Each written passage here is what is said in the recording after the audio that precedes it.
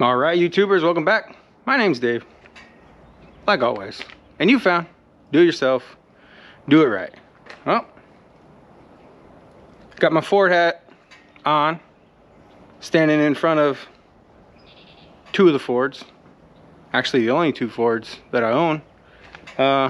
And today, I want to talk to you about the old girl. Got some information.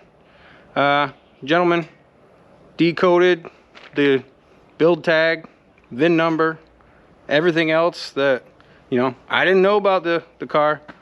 He told me, and I scribbled it down on this piece of paper.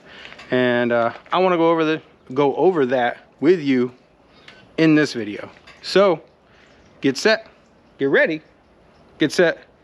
You know, some more of the history behind the old car coming up.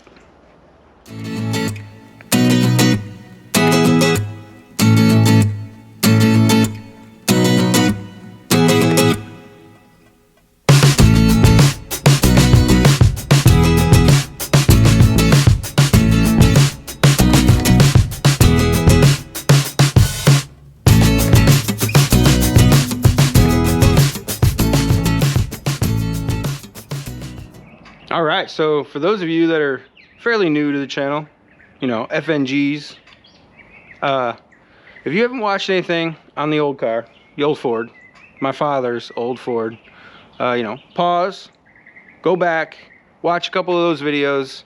You know, I'm gonna sporadically put the links to those videos around my head, you know, in the corner. Those videos, especially the first one that I did, you know, explains the history that I knew about the car. So go ahead and, you know, check that one out for sure. But I have new information from a gentleman that lives out west. I think he's in Utah, Idaho, Wyoming. I know he's out there, way out there. And him and another gentleman, you know, they are 1955 Ford Crown Vic glass top Skyliners, whatever the hell you want to call them. Because whenever you call them a glass top, you know, people are like, it's not a glass top, it's a Skyliner. Whatever you'd like to call it. I like calling it a glass top. They are experts and they know pretty much everything there is to know about these cars. And that gentleman, he goes by the name Glenn. I didn't get permission to, you know, use his last name, so you know, I'm not gonna tell you his last name. And you know, unless you're interested and you can get a hold of me, you can get in contact with me, diydaveb@gmail.com. I can hook you up with him.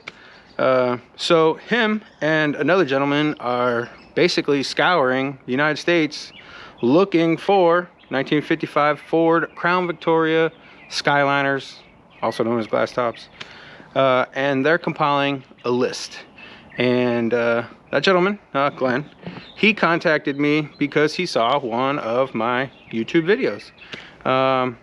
We had a lengthy conversation over the phone, you know, a couple times actually, because I don't typically like to give out, you know, important information, VIN numbers and stuff like that, to just anybody for no reason. You know, I don't typically do that. So, you know, I spoke with him, you know, he showed me his cars, he told me what he's doing, you know, what he's doing, he sent me pictures and all this other stuff. So, you know, I was fairly confident that the gentleman wasn't one of these people that are, you know, try to take your car because they said they stole it and the car was stolen in 1970 and it's actually his car and blah, blah, blah. You know how people, conspiracy theories anyways. So, you know, like I said, I spoke with him over the phone several times, gave him the information that he wanted to try to validate this car. And, you know, I guess people forge, you know, they fake Crown Victoria glass tops. I didn't know that it was a thing. I mean, I knew they would fake GTOs and SS Camaros and stuff like that, but I wouldn't have thought that people would fake a, you know, a glass top. But apparently they do. So he has a fairly in-depth, I guess you'd say, process for validating, authenticating These cars, he, like I said, he's a you know, he knows, and the other gentleman that he's doing this with, and I don't quite remember his name, they know these cars. So a few pictures and whatnot, and you know, he said that obviously the car that I have, which was my father's car, which he bought from a collector, blah blah blah, was an authentic 1955 Ford Crown Victoria, which I had no doubts whatsoever. So I am going to basically go over this information, and it's pretty awesome. It's actually some good information and some not so good information, and I'm going to get into that right now.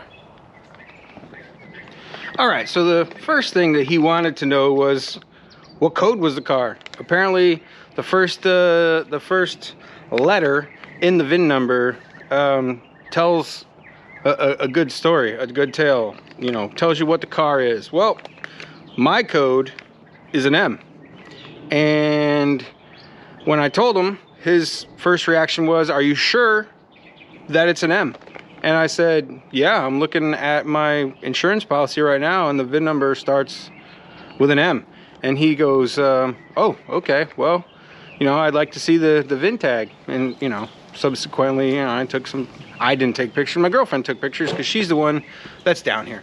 And the M signifies that the car is an original 272 with a 4-barrel.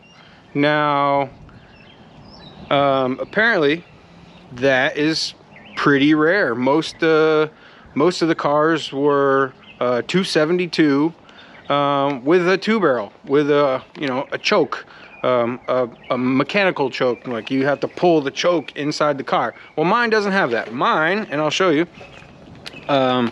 Mine is a 272 with a 4-barrel with a vacuum choke.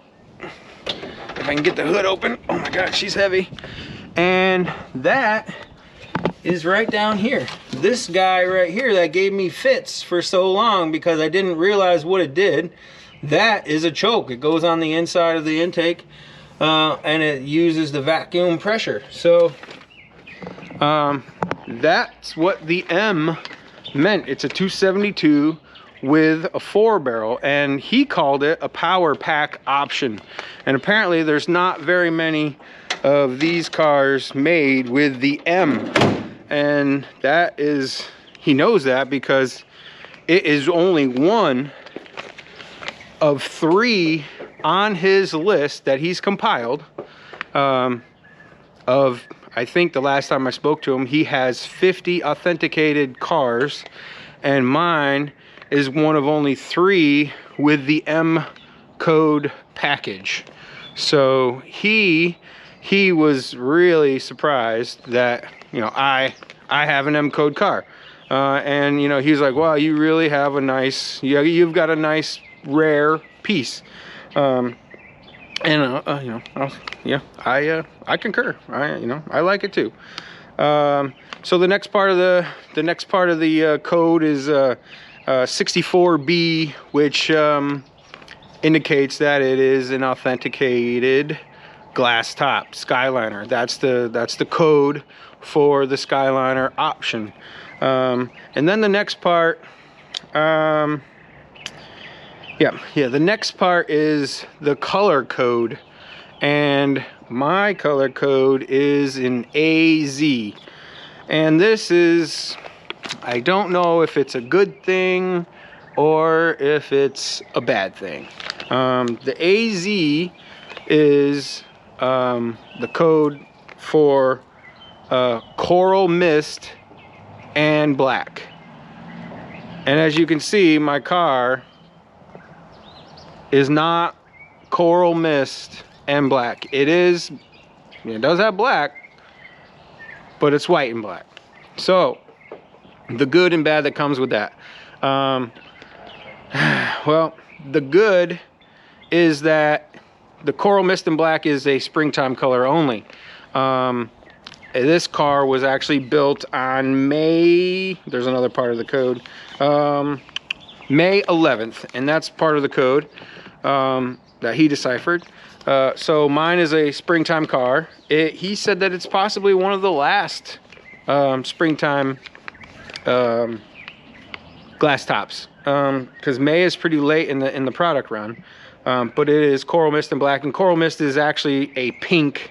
It's supposed to be pink and black, a really light pink and black, and which I don't know if that's a good thing or a bad thing. Now, it is one of only 2 that is on his list that is that color combo, pink and black. The coral mist and black, I should say. It's a really light pink. It's not the bright pink like you see the pink and white ones.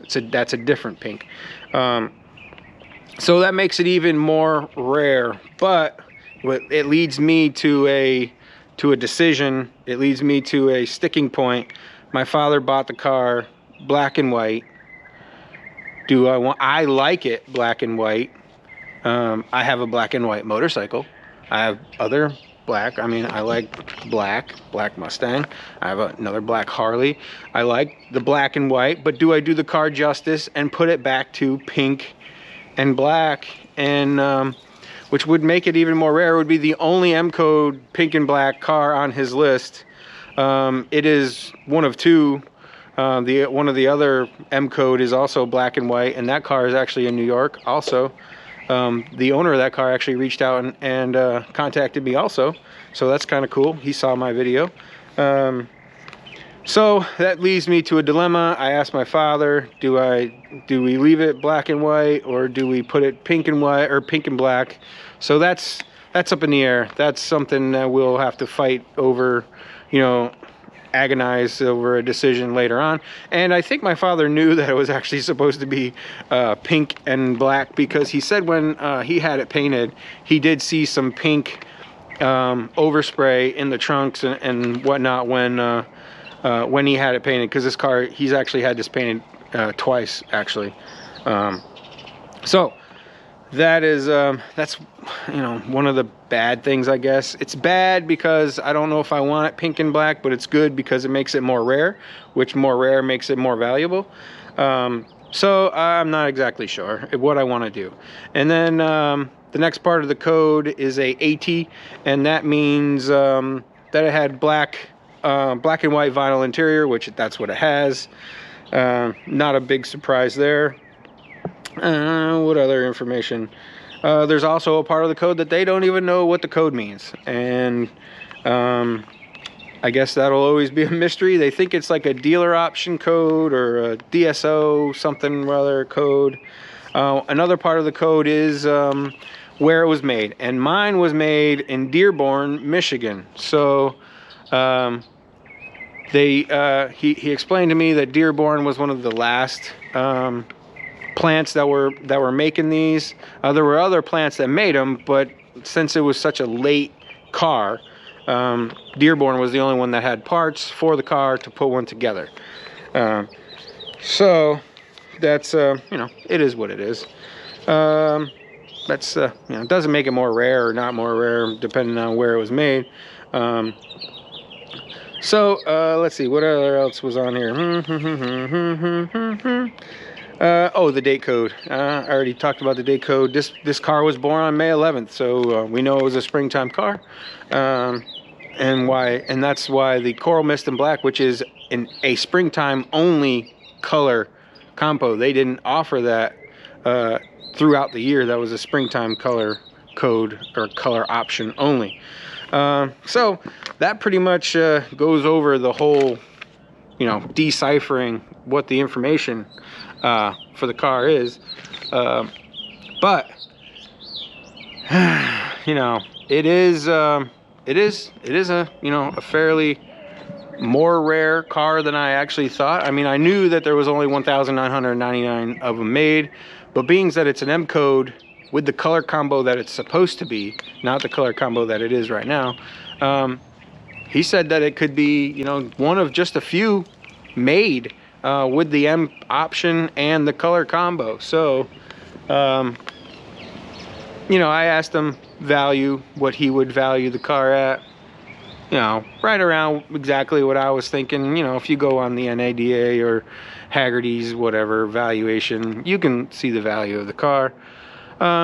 So, you know, with all that information, you know, it doesn't change the fact that, you know, I'm never going to sell the car. It's not like makes it more rare, makes it more valuable, I'm going to sell it now. No, I'm not going to sell it. This car will, well, you know, it'll never leave my possession until, you know, I pass it on to my son or whoever. So that's about all on the information. And you know, I want to show you some of the things that that Glenn had my girlfriend take pictures and send it to him so he could authenticate that. And to do that, we got to get in the car. All right, so sitting here in the car, one of the things he wanted to see, get a close up look-see at, I guess, and you can actually see it up here, is he wanted to see basically this strip going across. Apparently that strip is super hard to find. I said that's one of the things, oh, this side here also, that's one of the things that I wanted to find to replace, and he said good luck, because you're not going to find it. He said just be happy that you have one and that it's in crappy condition, because apparently they are super hard to find, and if you find one, they're going to be very expensive. So he actually wanted to see up in here, this gap. I don't know if you can see my finger going in this gap. He wanted to see up in there, because apparently if you look in there, there is a spot for a cover.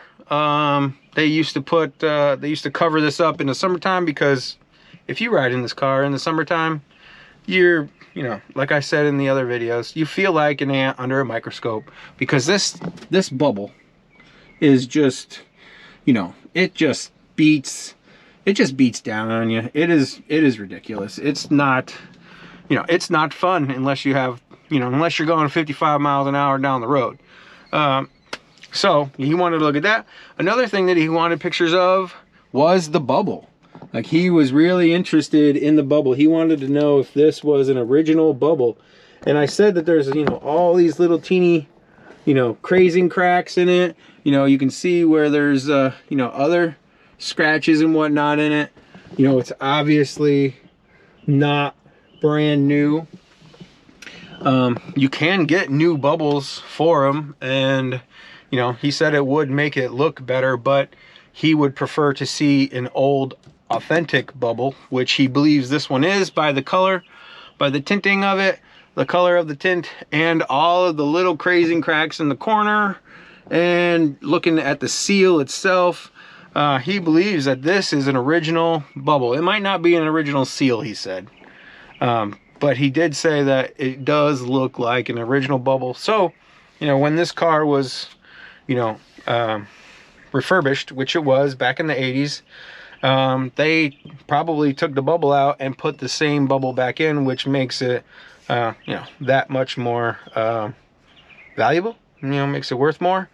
Another thing that he saw in my video and he wanted to take a picture of to further authenticate the M part of the M code in the VIN number was up here on the dash. Now, he saw all these switches. You know, this is the wiper and the headlights, left air vent, this is the cigarette lighter, and he saw that this spot right here has a blank in it, has a cap, you know, it's capped off to make it look like this. There's no actual switch. And he apparently got excited when he saw that, because that's one of the things that identifies an M code car. This is where the mechanical choke would be on a 272 with a 2-barrel. So when he saw this was, you know, blanked off, he, you know, further got excited, and he wanted to, you know, he wanted to know. He was really interested in the car, which I think he's interested in everybody's car. I think he's just I think he just gets really excited that he's trying to find all these 1955 Ford Crown Victorias with the glass top. I think he was just maybe a little extra excited when he was talking about this car because there's only 3 on his list. So yeah, so that was another indication. And then he was asking about the mount for the mirror, which I guess it's different. This one is different than a regular Crown Victoria. And then I think all the rest of the stuff is all pretty much the same. Oh, he wanted to know about the light too, I believe, which it doesn't work when you open the door.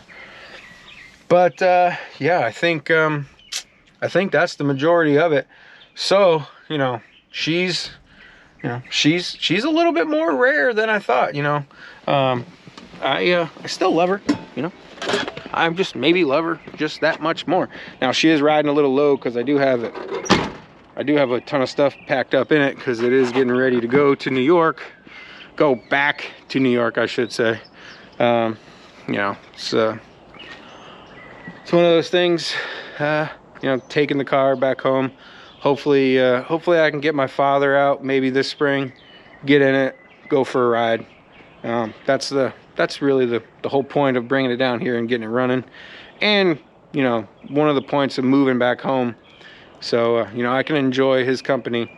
And, you know, what better to do it than, you know, his car, you know, take a stroll in it. So, I think that's going to do it for this video. I just wanted to, like I said, go over some of the information that the gentleman gave to me for free. You know, it didn't cost me any money. It wasn't a Marty report. You know, didn't have to pay for it. You know, like you do with all your Mustangs and Galaxies and all the other stuff that you can get a Marty report for. The guy was just happy to, you know, spread his knowledge, and you know, that's pretty much the whole point of my channel. You know, I want to spread knowledge as well. My knowledge, his knowledge. You know, if I come across anything that I can, you know, get out there to the people about this car, or that car, or the motorcycles, you know, that's what I'm gonna do, and that's the point of my channel. So, you know, like you guys do at the end of all my videos, like, tag, share, follow, subscribe. You know, why not? It's free. It doesn't cost you anything. My videos, they'll never cost you anything. You know, I'm not looking to get rich off from YouTube. I'm just spreading knowledge, trying to help people out, you know, trying to help people work on their cars, and that's the whole point. So like always, till next time, thanks a lot.